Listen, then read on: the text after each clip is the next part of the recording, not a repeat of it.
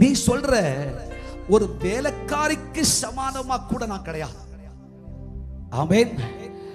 ஆண்டவர் என்ன மகனே மகளேன்னு சொல்றதுக்கு எனக்கு என்னங்க தகுதி இருக்கிறது? தகுதி ஒன்று உனக்கு கிடையாது. ஆனா கர்த்தர் சொல்றாரு, உன்னோட நான் பட்சமா பேசுவேன், உன்னோட பட்சமா பேசுவேன். பட்சமாய், சிநேகமாய், அன்பாய், பரிவாய். நீ கஷ்டப்படுற நேரத்தில், நீ வேதனைப்படுகிற நேரத்தில், துக்கம் என்று சொல்லுகிற நேரத்தில், நீ கண்ணீர் என்று சொல்லுகிற நேரத்தில் உன் கண்ணீரை துடைத்து உன்னோடு பட்சமாய் பேசுகிற தேவன் நான் அல்லவா? என் ஆண்டவர் என்னோட பட்சமா பேசணும்னு விரும்புறவங்க எல்லாம் கை தூக்கி ஒரு அல்லேலூயா சொல்லுங்க. ஏசப்பா என்னோட பட்சமா பேசணும். ஆமென்.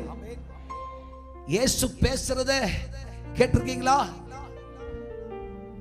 கேட்டிருக்கீங்களா? கேட்டிருக்கீங்களா?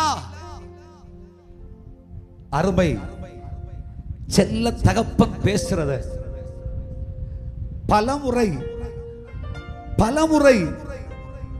விடாமல் அவர் சத்தத்தை காதுல கேட்டுச்சு.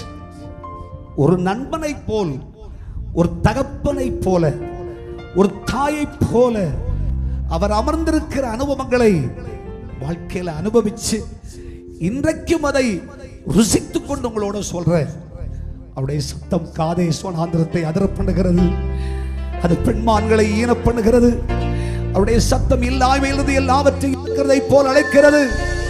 அவர் பேசுகிற சத்தம் காதல விழ விழ விழ விழ விழ விழ. நீ உன் துக்கங்களை மறப்பாய், உன் கஷ்டங்களை மறப்பாய், உன் வேதனைகளை மறப்பாய்.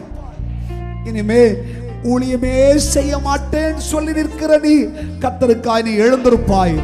நீ கொழுந்து விட்டு எரிவாய், நீ பிரகாசிப்பாய், நீ ஜொலிப்பாய்.